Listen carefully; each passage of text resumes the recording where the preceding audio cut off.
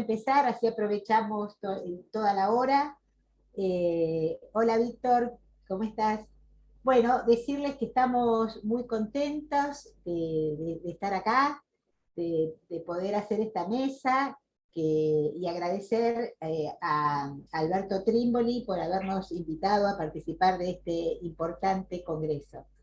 Voy a presentar esta mesa. En primer lugar va a hablar Malena De Bianchetti, que es psicóloga con una gran experiencia en salud mental comunitaria y en el arte en la salud mental, en la niñez y adicciones.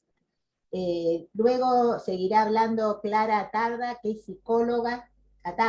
psicóloga, especialista en políticas públicas, en educación popular y en educación sexual desde el año 2000, antes del ESI. Y en último lugar hablará Andrea Ruhr, psicoanalista e investigadora de Colonial, que nos va a hablar de las jerarquizaciones ejercidas desde el discurso hegemónico europeo patriarcal del hombre blanco. Estas tres personas aportarán con gran espíritu crítico sus conocimientos y nos invitarán a reflexionar y a cuestionarnos sobre nuestras prácticas y procedimientos en salud mental. A veces, nuestra formación académica es una forma sutil de adoctrinamiento que limita nuestro libre pensamiento y opera desde la educación como un sistema de control de las clases dominantes. Ellas tres irán desarmando ese andamiaje de nuestra formación basada específicamente o principalmente en una mirada binaria, salud y enfermedad, y en una visión falocéntrica, por lo que se concluye en esta mesa, sobre la urgencia de incorporar una perspectiva de género. Las tres profesionales nos explicarán que el trabajo debería ser territorial y comunitario. Por supuesto, desde MAD, el Movimiento del Arte de Desestigmatizar, sabemos que esos adoctrinamientos se afianzan silenciosamente en nuestras creencias y es necesario un trabajo consciente de deconstrucción sobre nuestras percepciones para desarmar ese sistema inserto en nuestra formación. Como marco teórico, quisiera decirles unas cositas, que existen tres tipos de estigmas: los estigmas estructurales, que están en las leyes, en la educación, en nuestra formación, en las políticas, en la moral, y los estigmas sociales, que son los que se instalan en la sociedad y circulan con manifestaciones y actitudes cotidianas que se reproducen masivamente a través de los medios de comunicación. Y por último, lo más peligroso, el autoestigma, que es aquella asimilación y el autorreconocimiento por parte de las personas estigmatizadas de la mirada estigmatizadora del otro. En esta mesa se hablará y se tratará el tema del estigma estructural existente en nuestras prácticas y teorías en salud mental. Esperemos y esperamos que a partir de entonces podamos reconocer nuestra formación eurocentrista, colonial, racista y patriarcal, y que podamos cuestionar la visión neurocentrista que, al darle tanta importancia a la medicina de la evidencia, ha negado nuevas realidades que necesitan ser contempladas y atendidas. Por último, queremos contarles que MAD, el Movimiento del Arte de Desestigmatizar, que convoca esta mesa, nace durante la pandemia y está formado por muchos profesionales con un largo recorrido en el campo del arte en la salud mental y por muchas personas que han vivenciado las estigmatizaciones y quieren vivir en una sociedad sin estigma. Por ello, MAD tiene como objetivo, el principal objetivo es instalar el tema del estigma en la sociedad para hacerlo visible, ya que los estigmas que producen sufrimiento, vulnerabilidad y exclusión generalmente están tan naturalizados que no se ven. Ahora entonces, para pasar rápidamente a escuchar a estas tres interesantes disertantes, vamos a ver un video de presentación de MAD y después continuamos con la mesa. Mucha MAD. Así que, Jessica.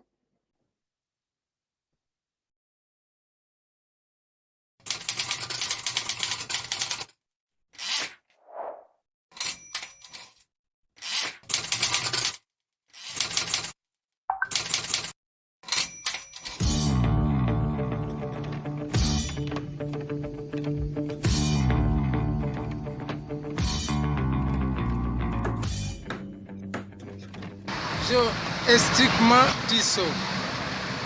Yo estigmatizo. Yo estigmatizo. Vos estigmatizás. Tú estigmatizas. Él estigmatiza. Él estigmatiza. Ella estigmatiza. Vos estigmatizás. Nosotros estigmatizamos. Vosotros estigmatizáis. Ellos estigmatizan. Ellas estigmatizan. ¿Y vos estigmatizás? ¿Y vos estigmatizás? Todos estigmatizamos. ¿Y vos estigmatizás? ¿Y vos estigmatizás? ¿Y vos estigmatizás? No te conviertas en una marioneta de la cultura y la educación.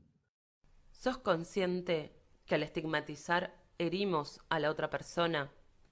¿Acaso crees que hay una sola normalidad? ¿Alguna vez pensaste de dónde vienen los prejuicios?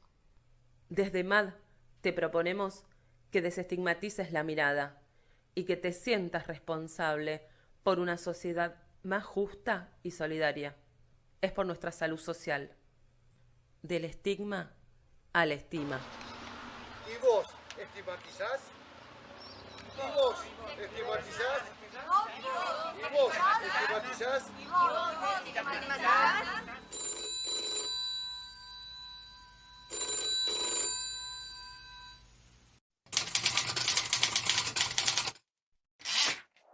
Ya está, ya terminó. Bien. Bueno, Malena. Bueno, muy agradecidos estamos por el espacio. ¿Se acoplan? ¿Se siente, se escucha bien? Sí.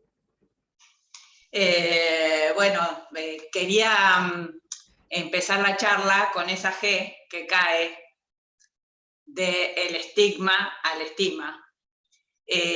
Antes de hablar desde el Power, plantear en mi trabajo comunitario de casi 30 años, aprendimos a pensar entre todos, a construir la salud desde el lado de la solidaridad y desde el lado de poder escuchar y aprender, no siendo como el modelo médico hegemónico donde el psicólogo o los profesionales saben, sino el barrio en el que estábamos, un barrio muy humilde de Villa Caraza, sabía cómo sobrevivir a tantos cambios sociales que hubo.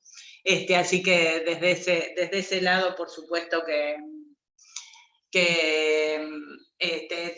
tenía mucho más conocimiento, ¿no? Entonces solo quiero ejemplificar esto para que recorra después el Power.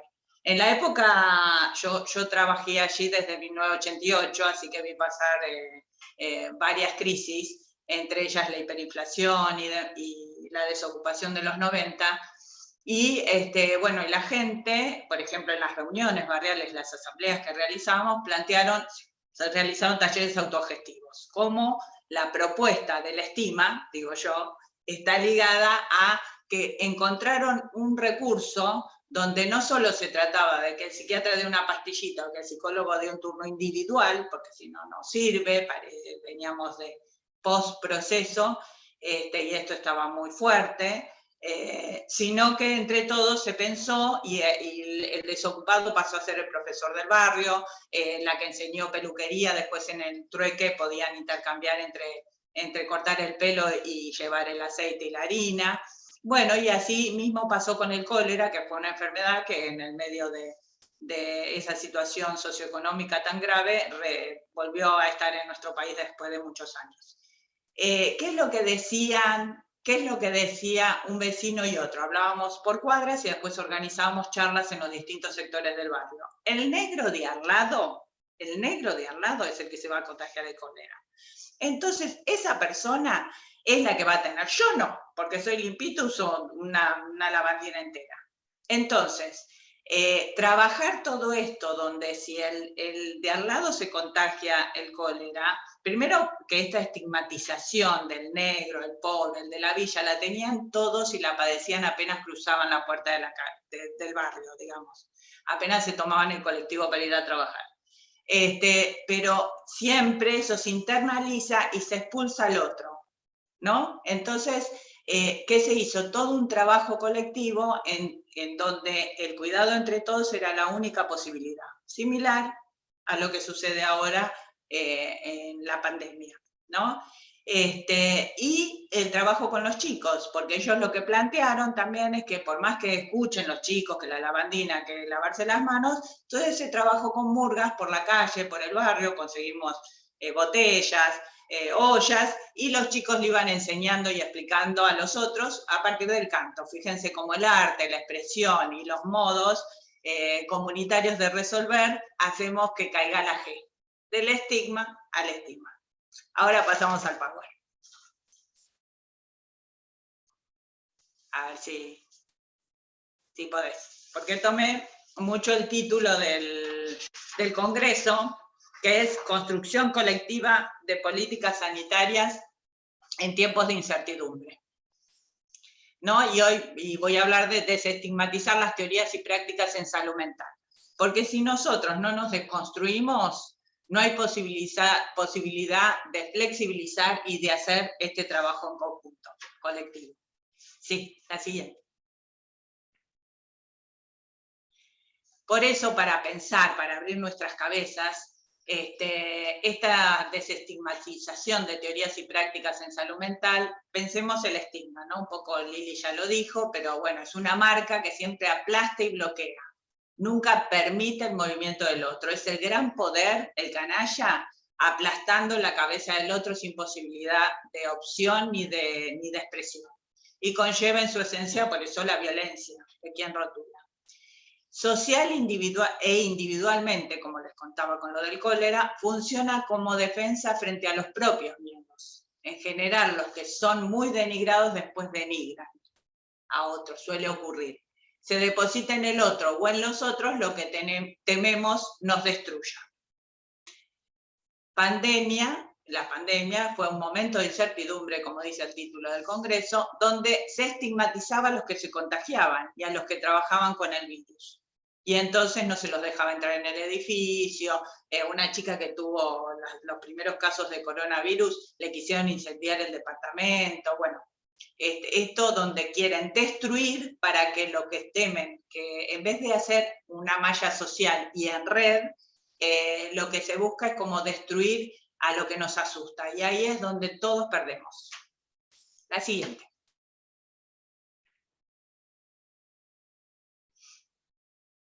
¿Se puede? Sí, ahí está. No, te queda la misma. Ah, a ver. Ahí está. No, estigmas en nuestra práctica. Ahí está.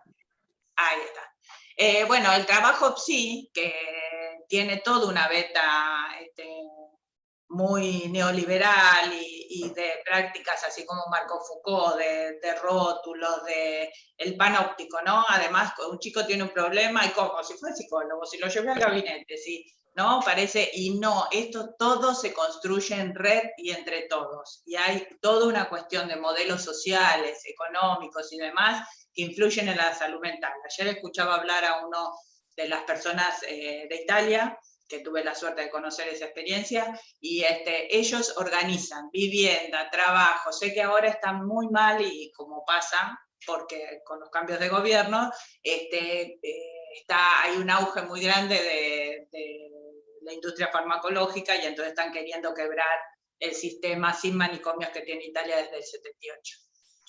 Bueno, este trabajo que tenemos yo, muchos años formé tanto alumnos en la universidad como residentes de psicología y psiquiatría, y sé que es muy difícil cuando comienzan, porque vivimos en contacto con la tristeza y el dolor. Y esa angustia es la que nos lleva a defender la teoría elegida como única opción válida para nuestra práctica. Y nos aferramos, y sobre todo cuando somos más nuevitos, cuando llevamos más años de trabajo, sabemos que nadie tiene la verdad, y aprendemos a escuchar y a tomarnos tiempo y a saber también que no es solo porque no hicimos o dejamos de hacer, sino también porque hay todo un marco, ¿no? De esa manera, todo lo que no coincide con nosotros, con la teoría que elegimos, es estigmatizado.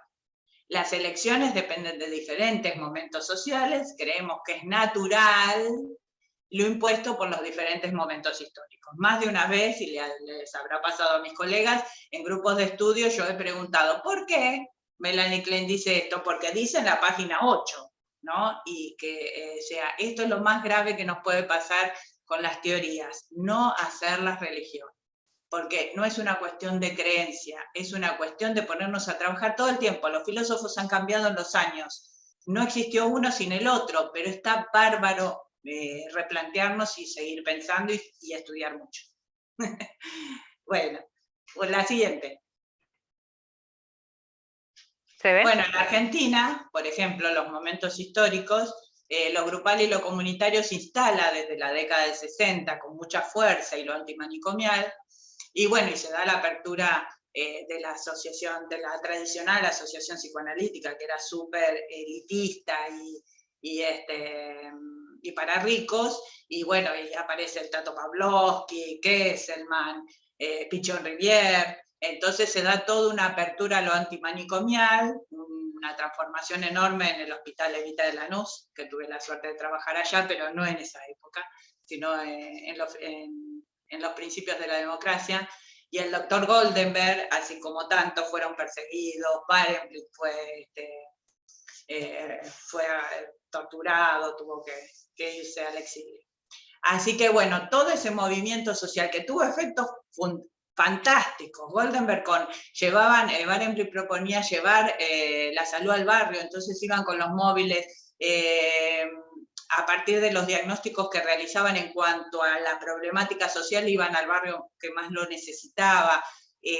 Todo esto queda cerrado en la época de la dictadura y esta línea queda prohibida. Yo tengo parte de mi formación en la época de la dictadura y lo que se priorizaba era la psicología experimental norteamericana. Así que bueno, toda la parte clínica nos costó un montón aprenderla y la hacíamos por fuera de la universidad. En el retorno de la democracia se prioriza lo individual como válido, no es casual porque pasó todo esto, mientras lo grupal y la atención primaria de la salud era considerada fuera del ámbito psicoanalítico, como el psicoanálisis tomó mucho cuerpo, sobre todo el psicoanálisis lacaniano, quedaba como hereje, nos decían que obturábamos la demanda porque hacíamos visitas domiciliarias, cuando en una depresión no hay demanda porque están tirados en la cama, y el hecho de que el equipo de salud de la sala fuera a visitarlo, yo les proponía, yo llevaba a todos los niños del barrio a jugar a la pelota, fue el inicio, espacio de recreación, cada niño, yo pensaba, calculé en el escritorio de 6 a 14, bueno, los chicos de 6 cuidaban a los nenitos de 2, porque los papás, era la época de sin trabajo, las mamás habían salido a trabajar afuera, todos los chicos, con ayuda de la gente del barrio, venían a esa canchita. Entonces, los más grandes jugaban al fútbol, los más chiquitos llevábamos juguetes. Se armaba lo que se propiciaba el juego. Lo único que estaba prohibido era pegarse o interrumpir el juego del otro, y eso era lo que íbamos trabajando y viendo. No se atendían todos los niños en individual o en los grupos pequeños que yo tenía en la sala terapéuticos, sino que se detectaba alguna dificultad muy grave que no hubiese llegado hasta mucho tiempo después, y se hacía la visita domiciliaria y se veía el modo de ingreso, digamos, al sistema de salud. Así que bueno, todo esto llevó a distintas discusiones, pero yo siempre mantuve mi línea, sobre todo la del sanitarismo, la del psicoanálisis, y para mí me permitió esa visión. Lo que no quita es que siempre escuche otras y respete las otras. Sí, la siguiente. Bueno, por eso les contaba experiencia en salud pública, en salud mental comunitaria. Empecé en el Hospital Lanús con niños graves y ahora trabajo en el CPA de la Costa en adicciones. Que de todos modos, como estamos en la provincia de Buenos Aires con la apertura de los manicomios, el CPA ya no es centro de prevención de adicciones como era en su inicio, sino un centro provincial de atención, con lo cual hay toda una apertura a la línea de género y a la de niñeces y juventudes. Así que bueno, me fue re importante toda esta experiencia porque me abrió conceptualmente lo aprendido en el ámbito académico. Imagínense que con niños graves en momentos saltaban por la ventana y yo corriendo por el estacionamiento del Hospital Evite, recuerdo que una nena se descubrió en el espejo, así tal cual como lo estudiamos en la facultad, en un auto, porque seguí su recorrido en el estacionamiento. Así que bueno, la cajita de Verastur y todo pipí cucú nunca existió en mi práctica y eso me permitió abrir mi mente. Bueno, por eso es muy importante la ética más que la estética, no pasa ni porque sea individual, ni porque yo ponga cara seria y enojada y entonces lo dejo hablar, no. Tiene que ver con la ética. En este caso la ética del psicoanálisis, el escuchar, no es que le voy a hablar de mi vida, ni voy a utilizar al otro para que me alabe, esto sería lo antiético. Aprender lo interdisciplinar y lo transdisciplinar, que es lo que aprendí con el barrio, con la gente, y armarlas como el CPARTE ahora que armamos en la costa, es en conjunto con todos. Y la solidaridad permite armar salud. Así que, bueno, seguí en la siguiente y ya por eso, a modo de conclusión, no estigmatizar las prácticas de salud mental permite la construcción de la salud en forma colectiva. Y en la siguiente, solo es como las teorías convocadas hoy, que es más como para que quede en el Power, pero bueno, el sanitarista que funda el Ministerio de Salud, que es Ramón Carrillo, dijo: la medicina es social, si quieren hacer un centro cerrado entre paredes puede ser un centro médico, pero jamás un centro de salud. Él mismo proponía en 1947 salir a la calle, que la salud tenga los distintos ejes, que los microbios son unas pobres causas al lado de la pobreza, la tristeza y la angustia de los pueblos, ¿no? Floreal Ferrara, que es el ministro de Salud que creó el plan en el que yo trabajé, que es el ATANDOS de Atención Ambulatoria de Salud, saca la estática de la idea de salud y lo habla como proceso, no como estado de bienestar y demás. Y de resolución de conflictos, porque él dice, si uno se adapta perfectamente a un sistema explotador, está muy enfermo. Eso es lo que él plantea. Por eso habla del sujeto activo y creador, y no del objeto pasivo y receptor del modelo médico hegemónico. Fíjense cómo el arte, el deporte, ¿no? Todo lo que tenga que ver con esto, activo y creador. No nosotros diciendo que es esto, que es lo otro. Más allá que los diagnósticos nos pueden servir como mojones para nuestra intervención. Bueno, en Freud, la Fundación dedicó del sujeto y sobre todo la importancia de escuchar y dar la palabra. En Klein, esto que les decía de la proyección, del no yo, del odiado, es muy primitivo en el psiquismo infantil para Melanie Klein y opera muchísimo en los medios de comunicación, en esta cosa violenta de que no, entonces si tiene esto, no, y separo y extermino, es muy, muy del psiquismo inicial. Pichot Rivière, bueno, la importancia de los cambios de roles, el dispositivo grupal en la atención en salud mental, de Winnicott, que es un psicoanalista inglés de la posguerra y que trabaja un montón en las instituciones donde los niños habían quedado sin padres. Él habla mucho del juego como imprescindible para la creación y la importancia del arte, que se da en ese espacio intermedio del juego para Winnicott, entre lo interno y lo externo. Bueno, en Lacan esto de la ética psicoanalítica, los 3 registros, la atención de casos graves. Digo los 3 registros porque también no es solo la palabra, no es solo que todo, si el chico no habla entonces no lo atiendo, porque cuando no hablan, están hablando que no pueden hablar, ¿no? Él plantea mucho lo simbólico, lo imaginario y lo real, y me parece importante que no se le dé todo el peso a la palabra, sino el psicólogo queda en el lugar de la palabra, y fíjense como cuando hacemos teatro, y el teatro es para mostrar y para disfrutar y hacerlo bárbaro frente a otros, también allí se resuelven cosas que por ahí en el tratamiento tradicional hay personas que no lo habían podido pasar.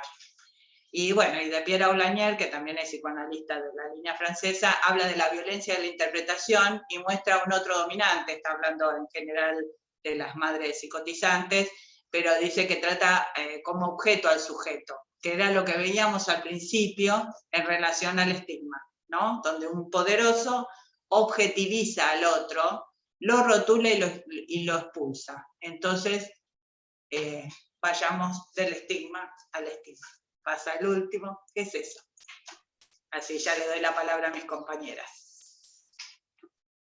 Bienvenidas a escuchar a Mar.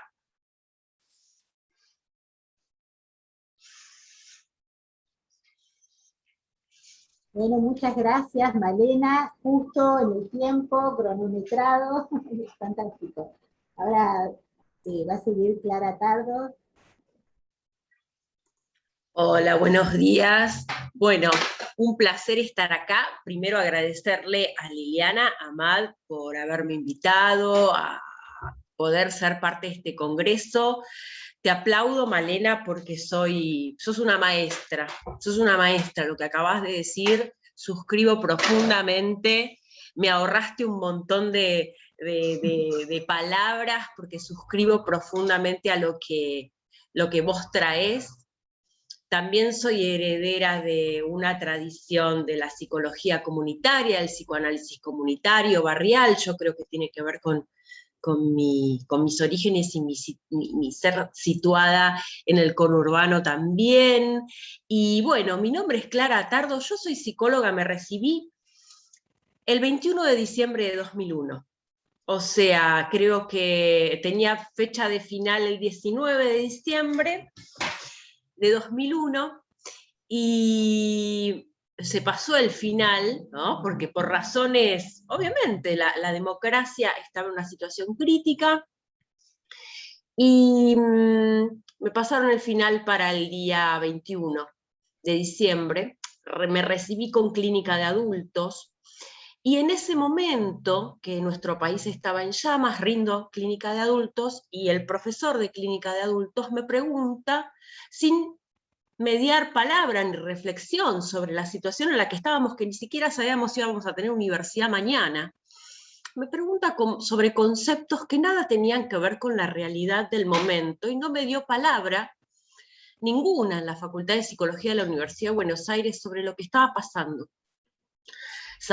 Yo venía ya de una manera muy crítica, muy indignada, y dije, acá tengo que aportar algo en la vida, y soy feminista desde muy jovencita, y decidí entrar a la cátedra de Ana María Fernández, Introducción a los Estudios de la Mujer como docente.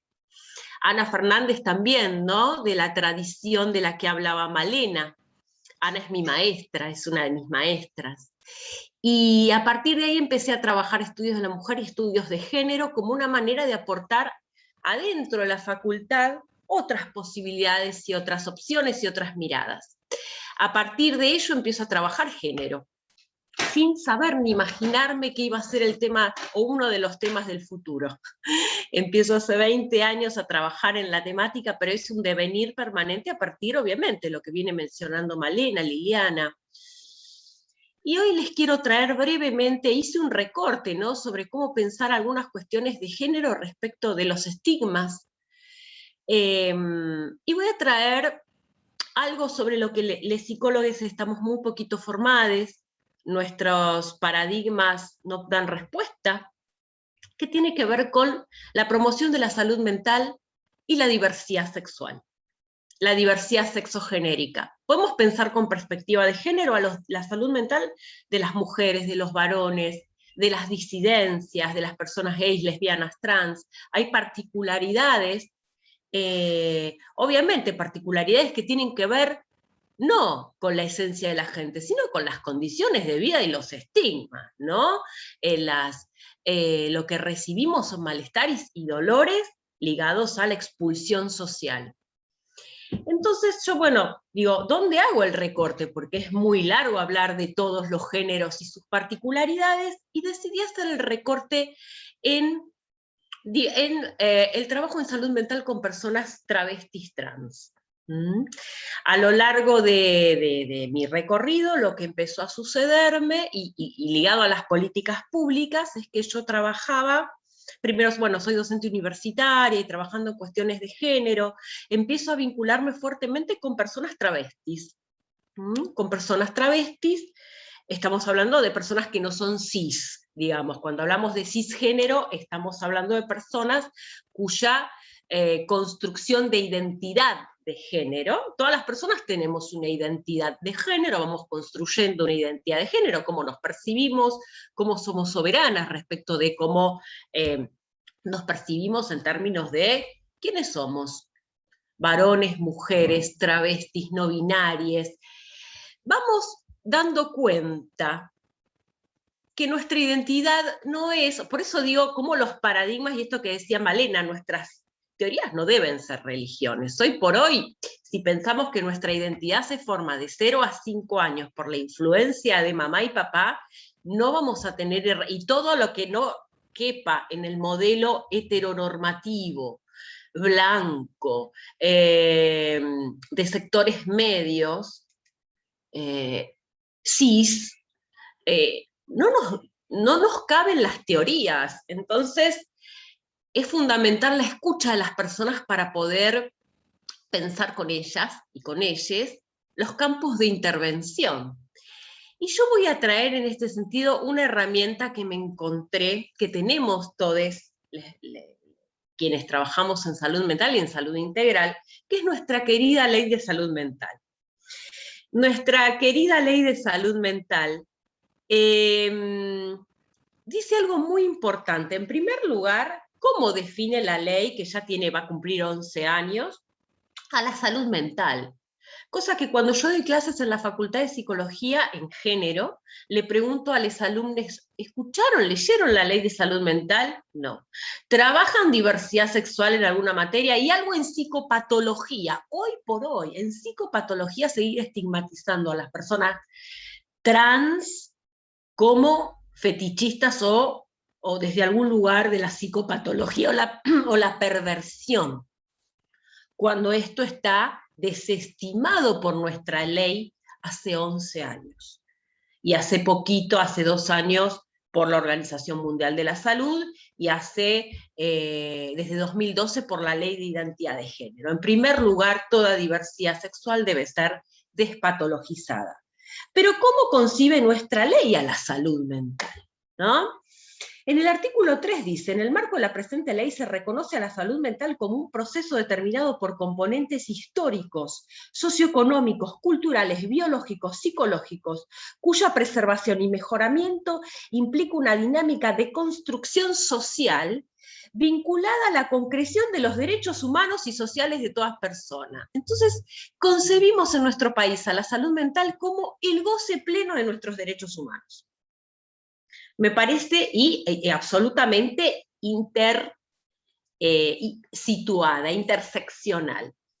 Y por otro lado, la ley dice claramente en su artículo 3 que en ningún caso puede haber un diagnóstico en el campo de la salud mental en base exclusiva o en base a el estatus político, socioeconómico, pertenece al grupo cultural, demandas familiares, laborales, ¿no? Para evitar internaciones arbitrarias, que son cuestiones que la ley trabaja muy bien. Y en el punto C dice, elección o identidad sexual. Claramente, nuestra ley se adelantó, incluso a la ley de identidad de género y matrimonio igualitario, para decir que bajo ningún punto de vista debemos establecer categorías psicopatológicas para las personas por su identidad de género u orientación sexual. Por quién siente, percibe quién es, quién viene siendo. Cuando hablamos de identidad de género, estamos hablando de un aspecto dentro de nuestra identidad, quiénes somos en términos, como dice Marlene Guayar, en términos de gerundio, de venimos. Yo siempre les pregunto a todas las personas con las que hablo sobre identidad de género, bueno, Luana Bertins, que era una referente travesti importantísima, decía, no solo las personas trans tenemos identidad de género. ¿Acaso las personas que estamos acá no nos percibimos de alguna manera respecto a algún género? ¿No estamos en movimiento permanente? Nuestra identidad no es dinámica. A ver, ayer hice un ejercicio con un grupo de personas, de docentes. Pensémonos a los 15 años. ¿Somos las mismas personas? Sería tremendo ser las mismas personas. Evidentemente nuestras identidades se transforman. Nosotros nos vamos, nosotros, nosotras, nosotres, nos vamos transformando. Entonces, demos lugar a la posibilidad de la despatologización plena de las diversidades sexogenéricas y las interseccionalidades, porque son situadas, ¿no?, estas cuestiones. Por otro lado, ¿cómo llego a trabajar con personas trans? En la Municipalidad de Pilar, y esto lo ligo a las políticas públicas, trabajé como coordinadora hasta el año 2019 del área de promoción y prevención de la Dirección de Género y Diversidad Sexual. Y lo que empezó a suceder a partir de trabajar en un área de diversidad sexual es que muy tímidamente se acercaban personas trans, muy tímida y con mucho miedo. Imagínense los años de estigma, de violencia y de expulsión y encarcelamiento. En otras épocas había, y las travestis, las trabas, siempre cuentan que vivieron en dictadura, incluso en democracia, esta cuestión de vestir, la contravención de vestirse con ropas de otro sexo y ser encarceladas, y ser prostituidas, y ser, bueno, la violencia del Estado, cómo se iban a acercar a nuestro espacio. Como dice Malena, a ver, ¿qué demanda ni demanda? La cuestión es acercarnos nosotros. Entonces yo empecé a capacitar y a ir a capacitar, no sé si es la palabra, a compartir y a construir y a construir con los equipos de salud de APS y de todo el sistema de salud sobre, bueno, cómo trabajar, qué estrategias llevar adelante, ¿no? Todas estrategias, por supuesto, que nos invitan a salir, a movernos, a generar invitación y propuesta. Cuando nosotras y nosotres luchamos mucho, ayer estuvo Alexa Kremer, que fue la primera integrante del cupo laboral trans en la Municipalidad de Pilar, luchamos mucho para que existiera un cupo laboral trans. ¿Por qué? Porque es un derecho, obviamente, al trabajo digno, pero además yo no puedo trabajar con una población como si yo fuera, esto que decía Malena, la reina del saber.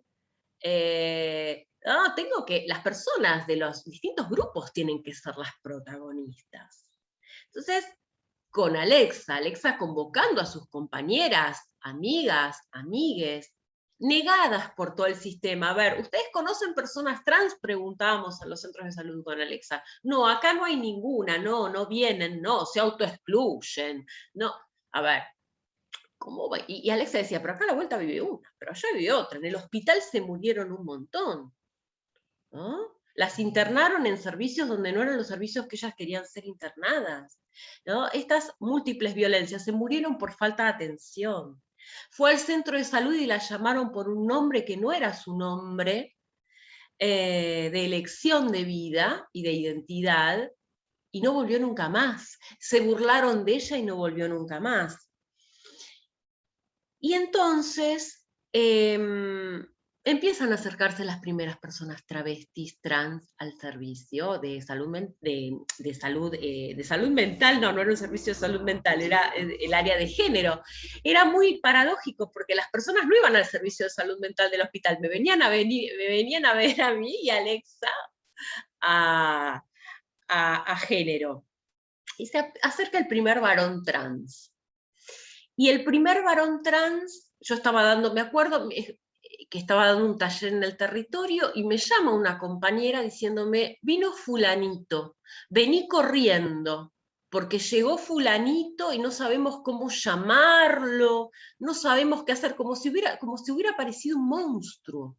Estoy hablando de 3 años atrás, ¿no? No sabían cómo llamar a la persona. no sabían cómo tratar a una persona, por el solo hecho de tener una determinada, o asumir que tenía una determinada identidad de género, y tenía que ir la, entre comillas, especialista en cómo tratar a una persona trans.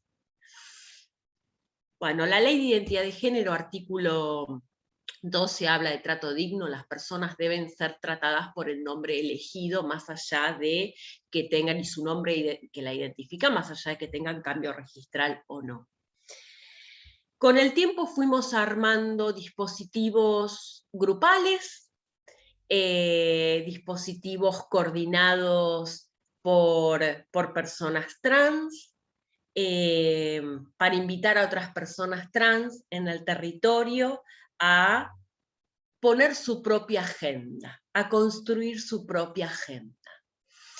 Y se armó un dispositivo de salud mental comunitaria de acompañamiento mutuo entre personas, la mayoría personas transfemeninas, masculinas, no binarias, y que hoy en mi clínica, digamos, en mi trabajo en consultorio con personas trans, necesito tanto que existan estos grupos, si hay tan poquitos. Entonces invito a las personas que estén escuchando a poder pensar en el armado y la convocatoria de este tipo de espacios, porque como decía Malena, ¿qué hay que patologizar allí? ¿Cuál es nuestro deber como psicólogos o psiquiatras cuando existe el malestar en personas trans? ¿No? Corregir, estigmatizar. Ustedes, pronto se estrena Yo Nena, Yo Princesa, la historia de Lulú, la primer nena trans con DNI, a los 5 años, y vean la actitud, las primeras actitudes que tuvo la psicóloga que atiende a Lulú. Vístalo como varón, es su identidad. ¿Qué está haciendo la madre para que, ¿no?, desde nuestros paradigmas, la madre voraz que deseaba tener una nena, ¿no? Y una cantidad de interpretaciones antiguas y antiderechos. Yo, a raíz de toda esta práctica que me llega en la vida y con la que empatizo profundamente, escribí un poquito. Ustedes sepan que las determinaciones de género para las personas travestis, especialmente transfemeninas en nuestro país, son alarmantes.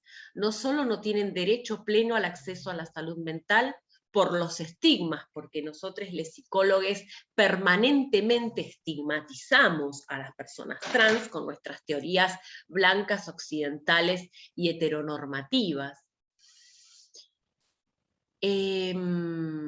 Esperamos que vengan al consultorio cuando muchas veces no hay posibilidad de acceso al sistema privado y al sistema público, que es muy restrictivo, porque, como también decía Malena, lamentablemente los servicios se siguen manejando como servicios privados dentro de lo público, a predominio individual, sí, con la agenda, sí.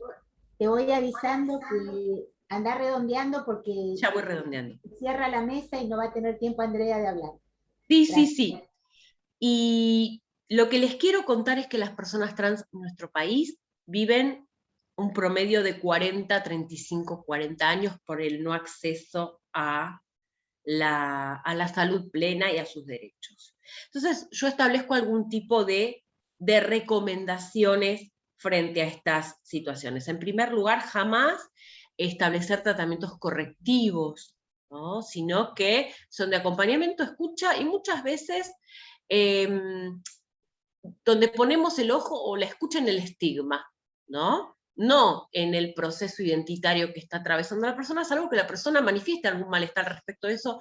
En la experiencia, las personas no tienen malestar respecto de las identidades que van desarrollando, sus orientaciones de género, es lo que voy escuchando, sexuales, sino que van más por el lado de la discriminación y los estigmas que hacen sufrir a las personas. Entonces, para cerrar, propongo usar recurseros, trabajar en red, no caer en el abuso de la interpretación como herramienta única, trabajar con hospitalidad, trabajar con humor, incorporar el arte en las intervenciones, y eliminar, reducir las barreras institucionales, horarios, honorarios, turnos, o todo aquello que sea un obstáculo para las condiciones de vida de las personas. Tenemos que salir y patear el barrio.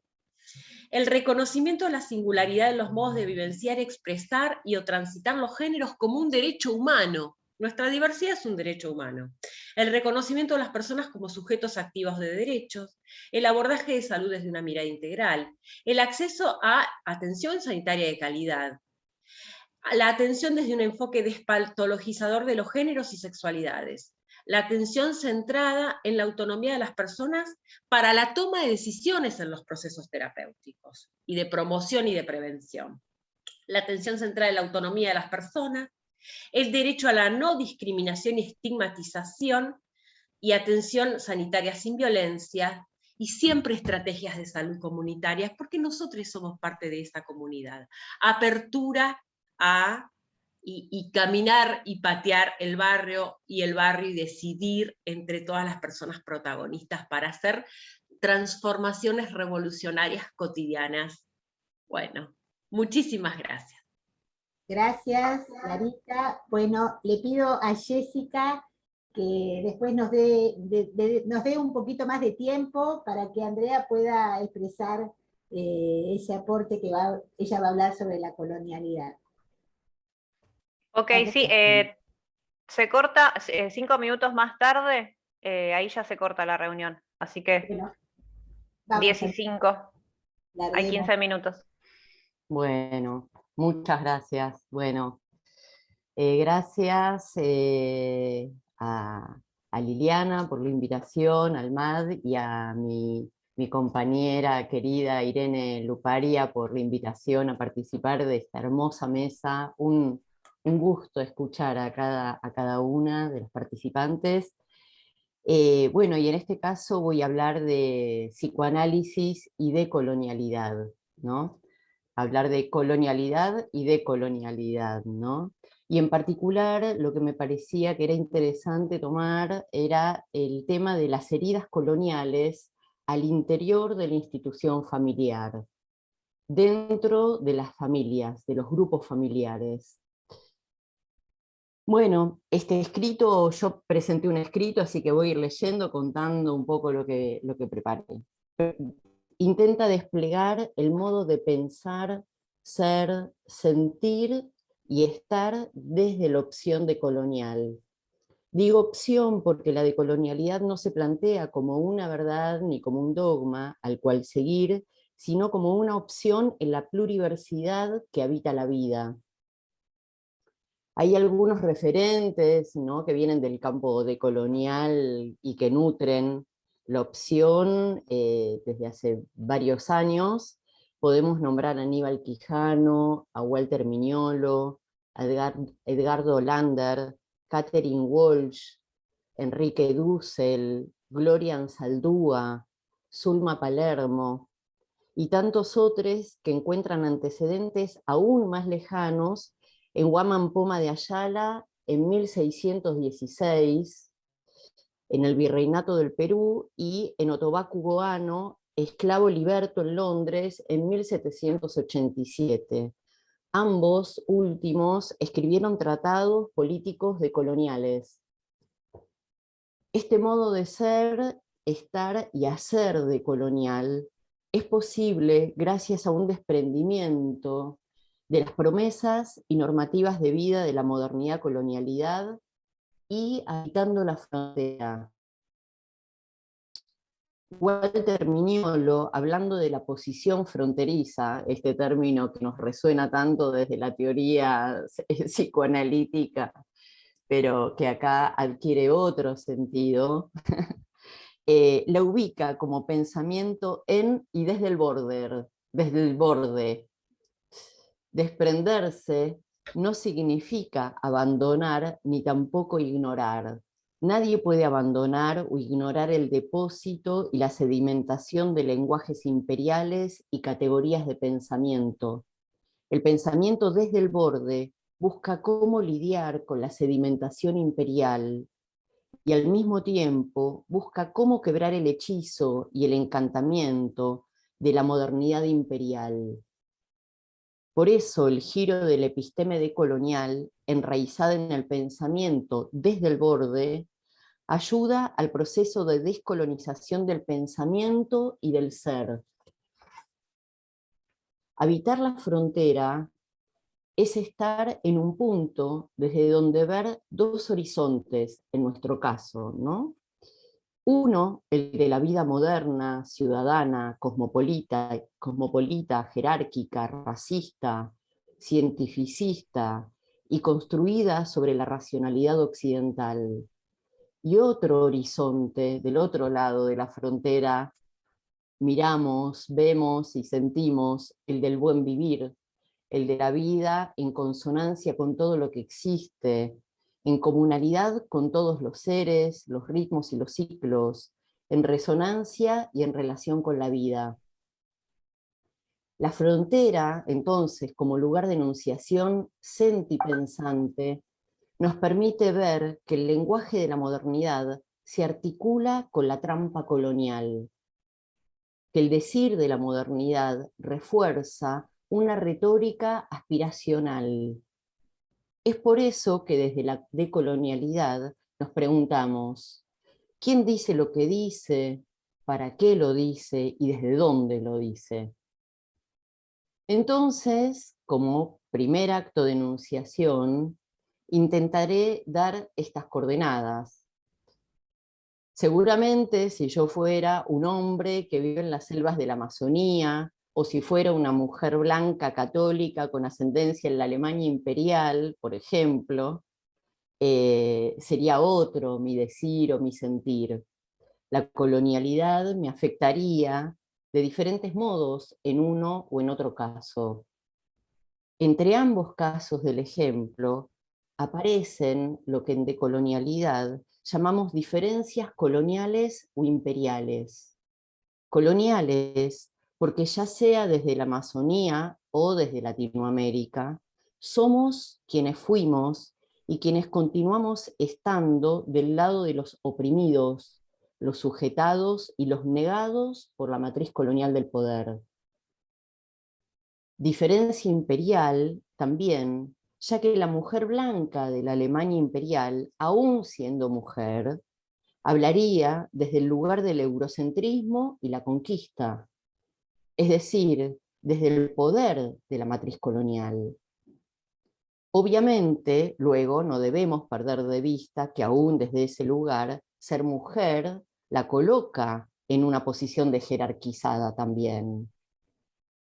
Pero ahí ya están implicados aspectos que tomaremos más adelante y que, bueno, tiene que ver con lo que mis compañeras también plantearon, ¿no? Sobre todo Clara, trabajando en la cuestión de género. Igualmente, aunque la mujer blanca católica alemana, por ser mujer, se ve desjerarquizada, conserva un diferencial de poder frente a una mujer de pueblo originario, por ejemplo. Pero en mi caso, entonces, hablo desde el lugar de mujer blanca, de 57 años, hija de padre polaco, padre de una familia judía, parte de una familia judía que huyó de Polonia frente al nazismo. Primer generación de estudios universitarios y psicoanalista. Mis abuelos, por rama materna, eran obreros y por rama paterna eran sastres. Eso fue así durante toda la vida. La modernidad, colonialidad me atraviesa en Buenos Aires, pretendida hermana de París, mezcla rara de Musette y de Mimí, como dice el tango, pero sudaca. Entonces, hablo desde Latinoamérica, que por cierto es un nombre impuesto desde y por la modernidad. Son los nombres que tienen estas tierras según el pueblo, no, muchos son los nombres que tienen estas tierras según el pueblo del que se trate. Desde aquí hablamos, sentimos y pensamos. Dice Fernando Guanacuni Mamani en su libro Vivir bien, buen vivir, filosofía, políticas, estrategias y experiencias de los pueblos ancestrales. El nombre de Abya Yala es el nombre ancestral guardado desde la nación cuna. Abya Yala, en idioma cuna, significa tierra en plena madurez, en permanente juventud, tierra noble que acoge a todos. Para el movimiento indígena originario es importante reconstituir los nombres ancestrales, ya que constituyen nuestro espíritu. La denominación de América fue dada a partir de la colonia y está ligada también al espíritu del invasor.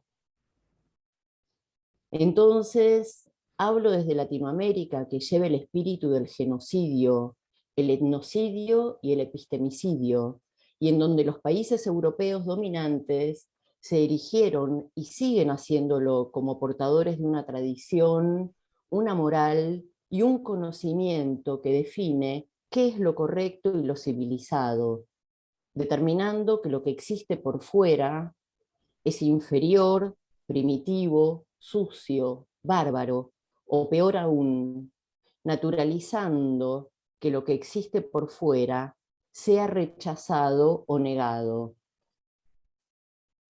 Quienes nacimos y crecimos en la modernidad, incorporamos como naturales las clasificaciones raciales, esto que decía Malena, ¿no? Lo que se naturaliza. Las clasificaciones raciales y las jerarquías establecidas por parte de quien controla el conocimiento y tiene el privilegio de nombrar, clasificar o identificar. Los museos, los hospitales, las cárceles, las universidades, las escuelas, los jardines de infantes y las familias, como un zoom que nos lleva desde lo macro a lo micro, operan como instituciones reproductoras del conocimiento opresivo, clasificatorio y esclavizante de la modernidad. Entonces, ¿cómo opera el psicoanálisis en este sentido? ¿Qué lugar ocupó y ocupa como dispositivo de cura? ¿Qué similitudes y diferencias hay con la sanación decolonial? Si bien no podremos desplegar todos estos aspectos en este trabajo porque nos corre el reloj, quedan planteadas las preguntas como brújulas de la dirección para continuar el camino y vislumbrar el horizonte. El psicoanálisis en sus orígenes se posicionó naturalizando y validando, clasificando y jerarquizando desde un universal falocéntrico que determinó lo que debe ser, cómo hay que vivir, qué es lo normal y qué no, agravando las heridas coloniales en nuestros pacientes y en nosotros mismos. Como corpus teórico y clínico surgido en Europa a fines del siglo XIV, con desarrollo en el XX y en lo que va del XXI, es portador y reproductor de una mirada patriarcal, heteronormativa y colonial. Se hace necesaria una distancia que implique, tal como sostiene Deborah Tager en su libro Psicoanálisis para Todes, identificar qué conceptos se sostienen y cuáles quedaron atados a modos históricos de las relaciones de los géneros anclados en un modelo de diferencia jerárquica. Salir de una concepción binaria de la sexualidad en la cual se suponen solo dos posiciones aun cuando esté desamarrada de los cuerpos biológicos. Salir de la teoría sexual colectiva que sostiene que tanto las niñas como el psicoanálisis vienen de París. Y en ese sentido... Disculpen la interrupción. Sí. Nos quedarían 5 minutos y se va a cortar sola la reunión, aviso. Gracias. De nada. Y en ese sentido se nos hace necesaria una clínica que intervenga desde la frontera para poder tener en cuenta las heridas coloniales que desde el propio campo se infligen. Ahora bien, ¿cómo afecta a cada integrante de las diferentes familias el modo de estar, de ser y de sentir en la modernidad? ¿Cómo se manifiesta la diferencia colonial en el seno del ámbito familiar? ¿Qué heridas coloniales encontramos en el trabajo clínico? qué estigmas proyectamos y cuáles cargamos a partir de la jerarquización y la clasificación ejercidas desde el psicoanálisis, y qué estigmas proyectamos y cargamos a partir de la jerarquización emprendida en la modernidad. Cuando hablamos de heridas coloniales, nos referimos a las experiencias de borramiento, de desprecio, de subalternización, de todo aquello que manifiesta lo otro, la diferencia, lo que se sale de los parámetros pretendidamente universales del modo de estar, de sentir y de pensar de la modernidad. Esas heridas pueden ser en el dominio de la sexualidad, de la raza, del género, de la economía, de la relación con los seres vivos, o la llamada naturaleza, de las formas de gobierno. Es frecuente que en el seno de cada familia se sostengan ideales vinculados a diferentes aspectos de los dominios que forman parte de la matriz colonial del poder. Estos ideales se manifiestan desde la retórica de la modernidad, naturalizando que ser un individuo feliz, exitoso y ganador es ser blanco, heterosexual, tener un título universitario, ser propietario, bueno, etc. Visitar médicos alópatas, comprar comida en los supermercados. Pero ¿qué sucede cuando alguno de sus miembros elige desprenderse de lo establecido o no entra dentro de esos parámetros? Los estigmas podemos pensarlos como aquellas violencias ejercidas desde la diferencia colonial, desde lo macrosocial a lo micro del grupo familiar. Heridas por la colonialidad, contamos con la desidentificación y el desprendimiento para ubicarnos en un lugar liberador y de sanación.